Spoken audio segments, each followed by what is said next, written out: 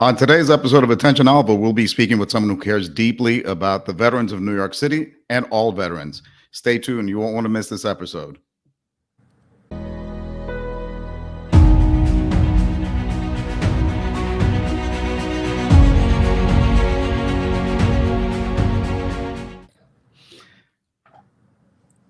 Hello, everyone, and thanks for tuning in to Attention Alva, the podcast of the American Latino Veterans Association. We're really excited to have you join us today. I'm your host, Danny Vargas, Chairman and CEO of ALVA. In addition to these podcasts where you get to hear from really inspiring guests, we also have a webinar series where you will learn great information on really important topics. And keep an eye out for our future events by visiting our website at alvavets.org. That's ALVAVETS.org. We really want to thank our sponsors for these podcasts and webinars: JPMorganChase, PMI, Wells Fargo, AT&T, T-Mobile, and Accenture. Please like, share, comment, and subscribe if you like this content. I'm pleased to introduce our guest speaker today, Cassandra Alvarez. Cassandra Alvarez currently serves as the Chief of Staff for the Department of Veteran Services in New York City. Prior to serving in this current role, Cassandra served as the Associate Commissioner of Policy and Strategic Partnerships for DVS. Under her leadership, DVS became a partner in the nation's first ever veterans-focused Pay for Success project, Veterans Care, which focuses on improving employment and health outcomes for veterans and service-connected PTSD. Before joining DVS, Cassie served as the Associate Director of Sponsorship and Development with the Mayor's Office of Special Projects and Community Events, where she designed and launched the office's first strategic partnership program. Before joining city government, Cassie launched an individual giving program strategic plan for NPR's StoryCorps. Prior to that, she worked in development at a number of different New York City nonprofit organizations, including SS United States Conservancy, Migraine Research Foundation, and Brooklyn Historical Society. She holds an MS in Nonprofit Management from the Milano School of International Affairs, Management and Urban Policy at the New School, and a BA in Political Science from Adelphi University. Her 91-year-old grandfather is a proud Korean War veteran, and her two great uncles served in the U.S. Army during the invasions of Normandy in World War II. Cassandra, thank you so much for joining us today. Thank you so much for having me, Danny. It's a pleasure. Thank you so much. I appreciate that. I really appreciate your family's military service and your ongoing commitment to the veteran community. So I figured if we could start, if you don't mind, by taking a few minutes to talk about what the New York City Department of Veterans Services does and what they offer in the communities that they serve. If you can tell us a little bit about NYC DVS. Sure, I'd be happy to. So the New York City Department of Veterans Services is actually the first standalone veteran agency dedicated to serving vets and their families at the municipal level. So a lot of people actually don't know that, but New York City was the first city to create an agency like this at the local level. So we're really unique and special in that regard. We were formerly the Mayor's Office of Veterans Affairs and became a full-blown agency in 2016. There's a few things that we focus on in particular that sort of serve as our core offerings to the community, our pillar services, if you will. And that includes things like benefits claims, helping veterans file disability claims with the VA. We have wonderful accredited staff here on our team who can help veterans with that paperwork and filing those claims.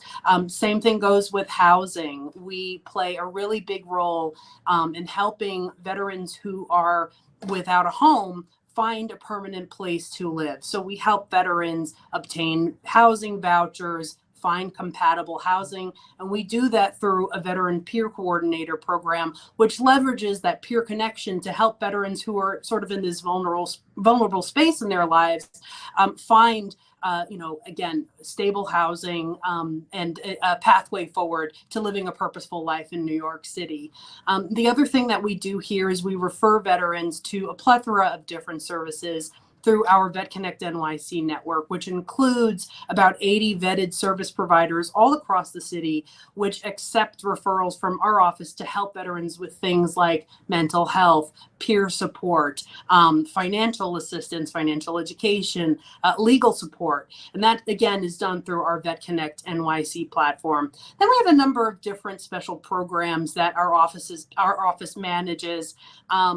We have, like I said, a number, but a couple that that I want to focus on are our entrepreneurship efforts. So we have something called the Veteran Leadership Association. That's a special program that we launched a couple of years ago to help veteran entrepreneurs get certified to do business with the city of New York, become minority women business enterprise. So helping them get that MWBE distinction, which would, again, open more doors to city contracts, one-on-one coaching and other resources support that we offer to veteran entrepreneurs, because we really want their businesses to flourish here in the city. And the other program that we have is something that we run in conjunction with the state, and that is our Feeding Veterans program. It focuses on food insecurity. We work closely with the state and different nonprofit partners, namely the Campaign Against Hunger in New York City, to distribute fresh food to veterans once a week. So we do that actually every Wednesday in Brooklyn. And that program has been going on since 2020. So that's just a quick snapshot of what we do here. There's a lot of other stuff.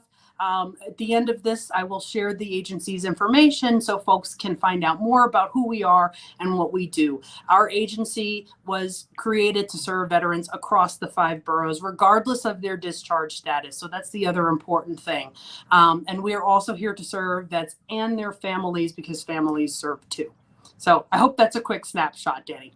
I really appreciate that. And I'm glad you brought up the families, because, here at ALVA, we often say that military service is not necessarily just an individual exercise. It really is a family endeavor. So it's really important that we wrap our arms around our veterans, but also include their family members as we do so. So thank you again for all you do. Thank you for what the Department of Veteran Services does. As you know, I am a New York City native. I grew up in Brooklyn. So I want to thank you on behalf of all the veterans that are of or live in New York City, and I appreciate you having the Mets pennant behind you on the wall. So thank you for all you do. I do know in particular there's something that is unique to New York in terms of what the U.S. Navy does every year in New York City. Why don't you take a few minutes and tell us about Fleet Week? Course, yes. So Fleet Week is a long-standing tradition in New York City. Before I actually get into Fleet Week, I just want to touch on New York City's place in maritime history. So this is very much a maritime city. We have the Brooklyn Navy Yard, which turned out a huge percentage of the ships that served during World War II. We also have the Brooklyn Army Terminal, which happens to be right on the water here in New York City, and that's a place where I believe Elvis deployed from. And then New York City is actually a Coast Guard city, so that's a designation that we've held for the last few years, and we just renewed it last year. So New York City is very much a maritime city. I could go on and on about how, the role that the city has played in the story of New York City and the country's naval history, but we definitely are a key part of that story. So Fleet Week is very much upon us. It's going to be in its 36th year this year, so it's been going on for quite some time. Like I said, it is a long-standing tradition here in the city. So we're expecting about 2,300 sailors, Marines, and Coast Guard members to descend upon the city from May 22nd through May 28th. So New Yorkers are going to be privy to a really special treat on the morning of Wednesday, May 22nd, when Fleet Week kicks off with a parade of ships. You're going to see some amazing vessels sailing into New York Harbor starting around 7 a.m. And that includes ships like amphibious salt ship, the USS Bataan.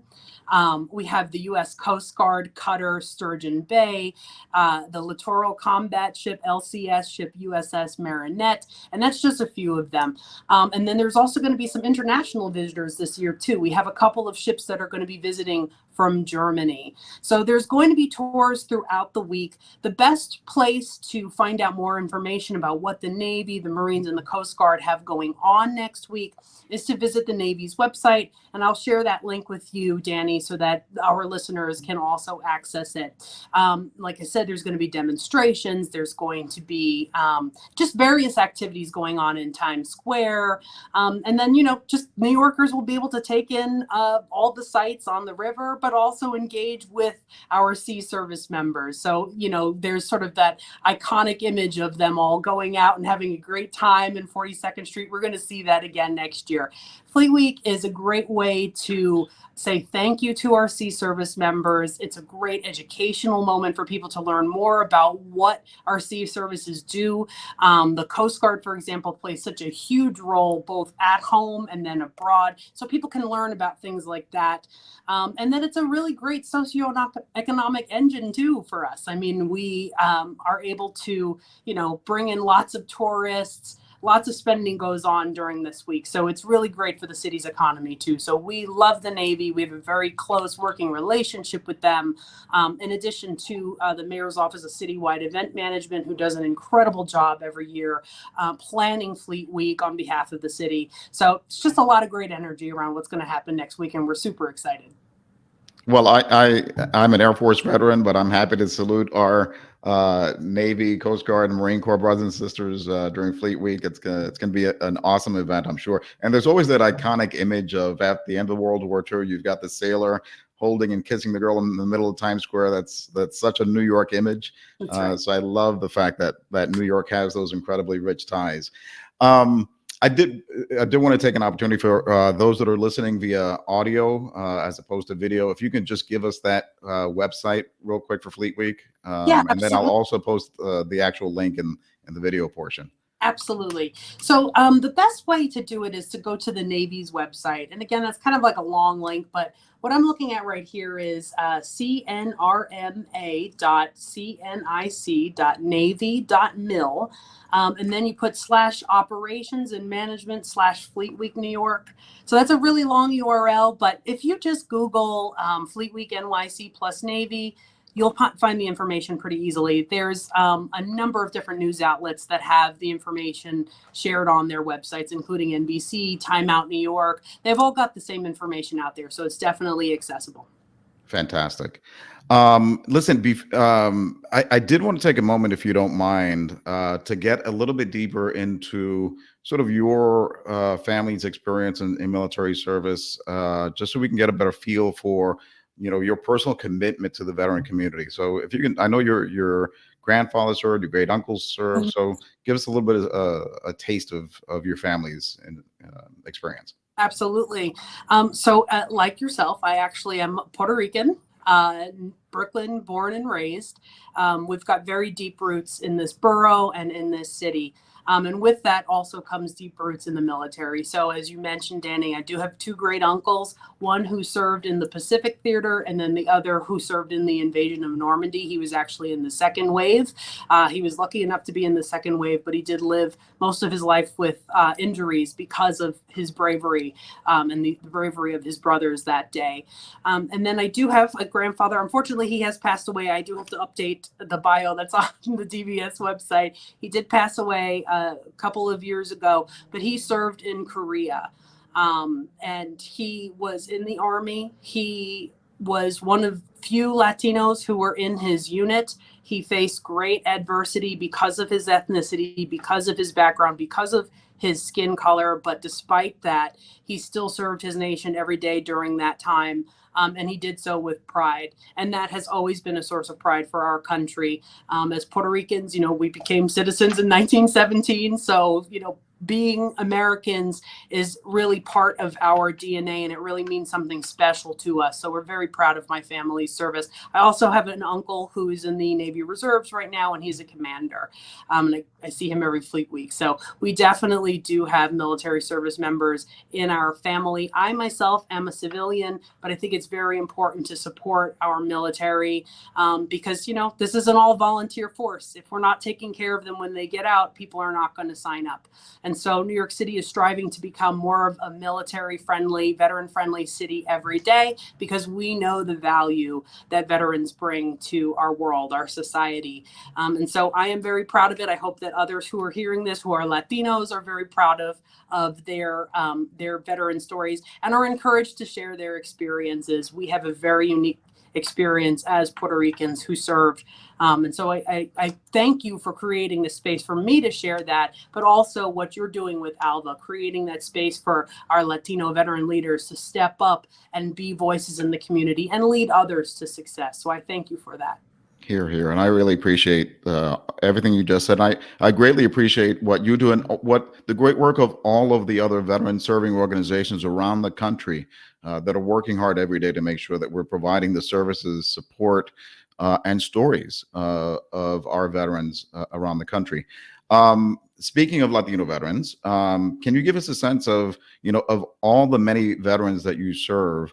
I assume, being New York City, that there is a significant portion that are Latino veterans. Yes, definitely there are. So, we're trying to build out closer relationships with Latino veteran organizations, which is why we're really happy that we were able to link with you. Just a couple of months ago at Hostos Community College, which has very, very close, deep roots in the Latino community up in the Bronx, they hosted a roundtable for us to bring Latin veteran leaders together. And during that dialogue, we talked about the different things that the community faces, the unique needs, the different attributes that are really unique to Latin families. And we discussed ways to sort of leverage those aspects to bring more veterans into the fold, to get connected to services and get connected to each other, because we know the value of networks. We know the value of peer support. But one of the unique things that we talked about a lot during that discussion was, if you want Latino veterans to come forward, to self-identify as veterans, and to make use of the services and benefits that are available to them, you've got to get to them through their families. We all cherish our families very closely in the Latin community. We know how important our relationships are with, our siblings, our parents. And so we found that, that is a good way to reach out to the veterans that our commissioner often refers to as untethered, people who might not be linked with the VA or might not be linked with the American Legion or the VFW. We want to help identify those people and bring them into the fold. And I think the way that we can do that is by really speaking to their families and engaging with their loved ones who are positioned to encourage them to seek help. No, and it's so important that you mentioned that untethered community, because I know statistics show that Latino veterans disproportionately don't take advantage of the benefits that they've earned and that they're entitled to. So it's really important for those that aren't part of the VA community and in the VA system. We need to be able to reach out and touch them as well. So thank you for that. And thank you for the commissioner. Thank you to the mayor of New York City for continuing to care about our veteran community. I know the mayor is a former police officer, so first responders are important to the city as well in all ways, shapes, and forms. My nephew is a New York City Police Department detective, so I care deeply about the first responders and the people that keep our community safe. And as we discussed, my sister is the deputy commissioner for the Parks Department in New York. So, we all care deeply about those who serve our community, our city, and our country. Cassandra, do you have any final thoughts and remarks before we make sure we tell everybody about how to be able to access DVS services? Yeah, I think I just want to leave with a word of gratitude. Gratitude to our veterans and our active duty service members. A very small percentage of people sign up to serve our country. These are really unique people who answered the call of duty, and they fight for our freedom every day. They keep our country safe. They fight for our freedom of speech. So these are really unique, special people that need to be treated with care. And they just need to be brought back into the community when they come out of the service, so that they know that they are one of us and that we value and appreciate all that they have given for our society. So just want to leave with a word of gratitude. Thank you. And we all know that May is Mental Health Month. That's right. So I encourage all veterans who are in need of financial services, workforce services, healthcare services, but also mental health support, to raise their hands and say, I think I need some help. Right. Don't be timid or embarrassed to do so. That's why we're all here to serve you. Cassandra, last question. Where can people go to learn more about New York City Department of Veteran Services? Sure. You could visit our website at nyc.gov/vets. You could also call our office at 212-416-5250. We are also on all major social media platforms. That's including Twitter, Facebook, and Instagram @NYC Veterans. We also have a great weekly newsletter that we send out every week. And that can be accessed also by visiting our website. You could just navigate to the newsletter section. Again, nyc.gov/vets. Awesome. Cassandra, thank you so much for sharing with us today, and thank you for all you do to support our veterans. And to everyone out there, on behalf of the American Latino Veterans Association, thank you for joining us today. Thank you for taking the time to listen and watch. We hope you enjoyed today's content. Please join us for future webinars and podcasts, and please keep an eye out for information on upcoming events by visiting our website, alvavets.org. And thank you again to Cassandra for being our guest speaker today. Lastly, thank you to our sponsors once again for these podcasts and webinars. That's JPMorganChase, PMI, Wells Fargo, AT&T, T-Mobile, and Accenture. Thank you all again for joining us. And as always, be safe, aim high, and thrive. Thanks again. We'll see you next time. So long. Care.